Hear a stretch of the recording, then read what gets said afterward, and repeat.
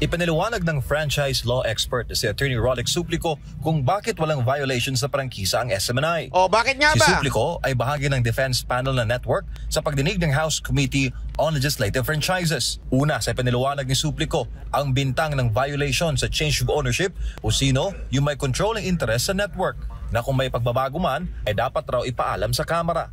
Ang tinutukoy nila yung pagpapalit po ng Phoebus Holdings Capital Inc. Na pumasok po at 46%. Now, sa batas po at sa jurisprudence ng Korte Suprema, pag sinabi niyong controlling interest, ito po'y 50% plus. Ayun. Yan yung paulit-ulit na hindi naiintindihan ng iba. Kasi pinipilit nila, violation daw yung pagpasok nitong isang kumpanya na humawak sa SMNI. Okay? Ang hindi nila nakikita doon, yung sinasabi na majority o yung controlling, 46% lang ang pinasok ng kumpanya na yon. Dapat 50 plus kasi nga majority. Mathematics lang, hindi nyo pa alam, kayong mga mambabatas talaga kayo. Paano kayo nakagraduate? Sa bagay, hindi nga nila alam yung utos ng ating batas eh. Ano ba utos ng ating batas? Na isa lang dapat ang iyong asawa. Yung isa nila, nadadagdagan ng 2, minsan nagiging 3. Hindi sila marunong magbilang.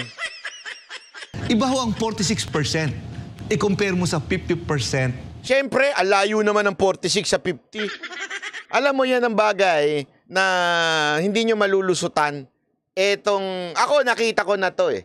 Nakita ko na ito na matalino ho itong pamunuan ng SMNI. Hindi ho simpleng bumanat si Kibuloy. Sa totoo lang. Kasi eto to handle a church with so many people, I'm not saying that he is spiritual. I'm not saying that he is holy. I'm not saying he is right. Pero isang siguradong-sigurado ko, to be able to handle a lot of people only means you are a administrator. You have a gift of administrator and you have a gift of leading people. Alam mo, yan ang isang bagay na nakita nyo yung mga records, yung pinakita sa video nila Coach Oli, nila Boss Dada. Kumpleto sila ng record. Pag pumasok ka sa kingdom na yan, meron kang pipirmahan. Pag lumabas ka, may pipirmahan ka din. Ano yun? Dokumentado. Ako nga, sa totoo lang iilan lang ang hawak kong Mocha Girls. Hindi ko nga na-document lahat eh. Si Pastor Kibuloy, amantakin mo, sobrang dami, na-document niya talaga lahat. Kaya nga ang lakas ng loob niya na dalin sa korte yung mga kaso sa kanya. Kasi nga po, organisado sila eh. Organisado ho sila kung kailan pumasok yung mga nag-a-accuse sa kanya at kung kailan lumabas.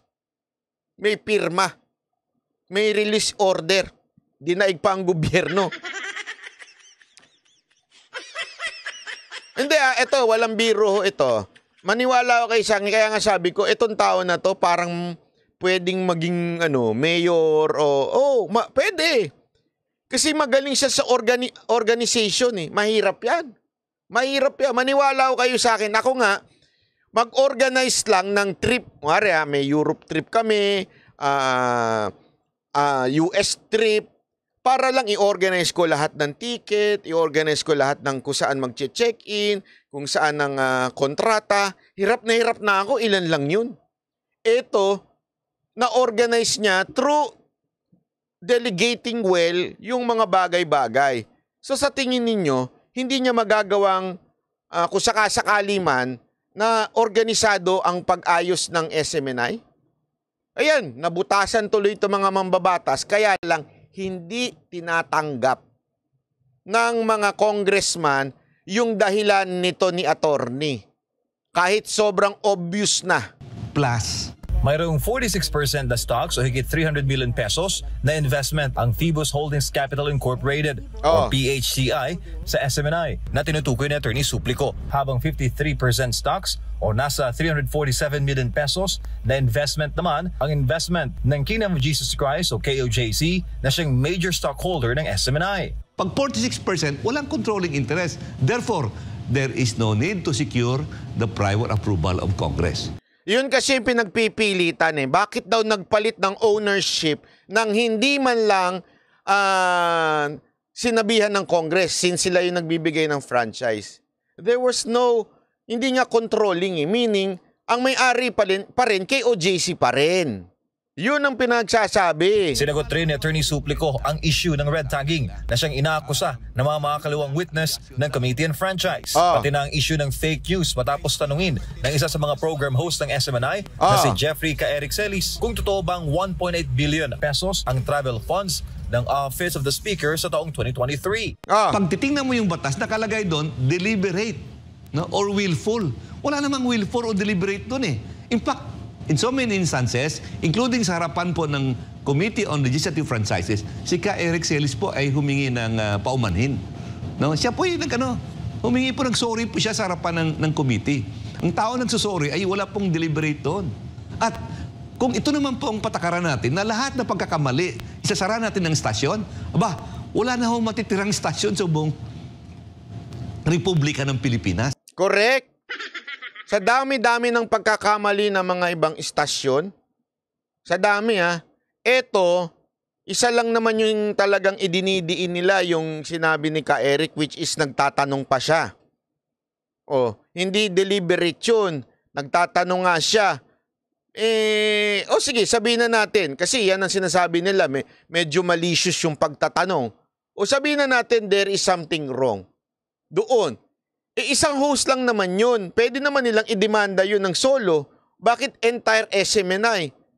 O bakit yung mga nagpapakalat ng fake news sa ibang mga istasyon? Yung mga ini-interview nila? O di kaya yung mga host nila na may pagkabayas? Bakit hindi nila pinupuna? Ang dami-daming istasyon na ganyan. Don't tell me, SMNI lang. Huwag kayong gano'n. Na halatang pinipili nyo lang, titirahin nyo eh. Kasi tao lamang tayo prone to err. Pinaliwanag rin ito ang ipinipilit na dispersal of ownership violation ng network. Batay sa franchise law ng SMNI o Republic Act 11253, required ang network na magbenta ng at least 30% ng outstanding stocks nito sa mamamayang Pilipino. At malinaw na walang required timeline dyan ang SMNI, lalo pat sa 2044 pa, mapapaso ang franchise nito. Ngayon, nagkamali bang Kongreso? Hindi ko po alam Kung nagkamali man sila, sa batas po yun eh. Bukas, ikaw naman na ikukulong. Attorney Rolex Suplico, bukas na bukas, ikaw na ipapatawag, ikaw na ngayon ang akusahan nila. Yari ka bukas. Alam mo naman dyan sa kamera may pagka-martial law dyan Di ba? May pagka-martial law dyan. Walang timetable po o timeline doon sa batas na 5 years. Ang prangkisa po ng SMNI na aprubahan lang po noong 2019. Eto, Rambo, sabi niya, Banat Bay, pakilinaw mo yung sinabi ni Ontiveros na tinanong daw niya sa SSS Department itong si alias Rene Cuno, wala daw record ng employee ni Pastor Kibuloy. Hindi naman siya empleyado. First time mo lang ba dito o nagtotroll ka lang? Kasi, sige nga, sigurado ko yung tunay na mga banateros, kaya nyo sagutin. Sige na, kayo na lang sumagot. Kayo na lang sumagot dito sa taong nagtanong na to. Pakilinaw na lang sa kanya kasi mga 100 beses ko nang sinagot yan Paulit-ulit. Rambo, is this your first time? O nang totroll ka lang para mapansin ka kasi kulang ka sa aruga? Ano ba talaga ang totoo? 4 na taon pa lamang o 5 taon pa lamang in existence. So meron ka pang 20 years to fulfill it. Pero bakit mo titingnan, bakit ka magfulfill na wala namang limitasyon, walang timeline? At panghuli, sinagot ni Attorney Suplico ang issue ng reportorial requirement na dapat taon-taon ay nagsasubmit ng update sa 2 kapulungan ng Kongreso ang SMNI o sa franchise law.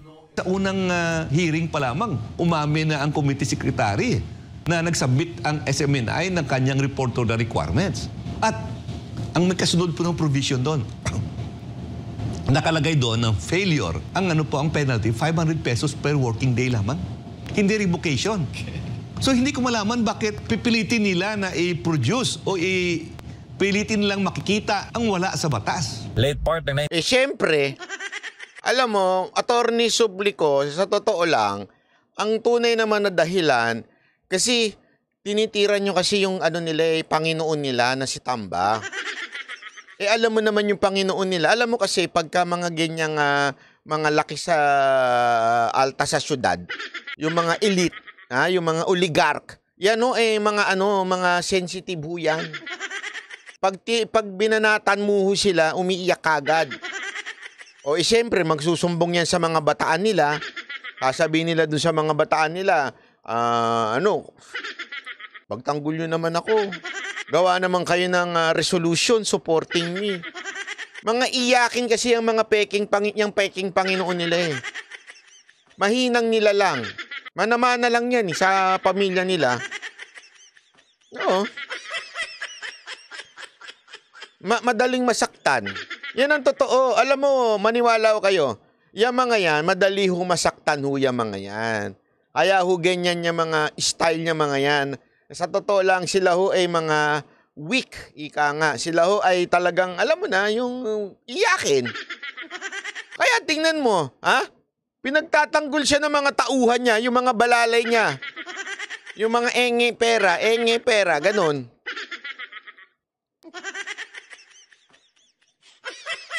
Alam mo ba, naalala ko dyan yung panahon ni Pangulong Duterte? Walang nagtatanggol kay Pangulong Duterte kung hindi yung mga vloggers eh.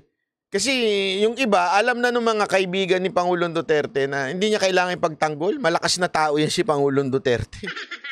Hindi niyo kailangan niyang pagtanggol. Pero dito, obvious na obvious, kailangan ipagtanggol. Nasaktan eh. Ba't niyo kasi masyadong sinaktan? Hindi, masyado nyo kasing sinaktan. You know talagang katotohanan dyan. Kaya itong mga congressman na ito, pikon na pikon. Siyempre, alam mo, sa mga ganyan, walang biro ito. Totoo ito, makinig kayo. Sa mga ganyan, ang dami nilang congressman. Ilan sila? 200, 300, di ba? 200 plus. Or I think, I'm not sure yung eksaktong bilang. Pero more than 200. Paano ka mapapansin nung peking Panginoon nila? Para mapapansin yung peking Panginoon nila, ipagtatanggol nila sa media para mapanood ng peking Panginoon nila. Tapos, pag nakita nung peking Panginoon, ay, pinagtatanggol ako ni ganito. Pwede na siya ngayon humingi ng kung ano mang gusto niyang hingin. 318. Sabi, hindi ako sure kung ganyan na eksakto. Nagigets ninyo? Siyempre, para ikaw mapansin, sa dami nga naman, 300 na mahigit na congressman. Para mapansin ka, kailangan medyo tagapagtanggol ang datingan mo. Diba? Kaya, intindihin nyo na lang. Kasi, lang naman yan. Alam nyo na, kailangan.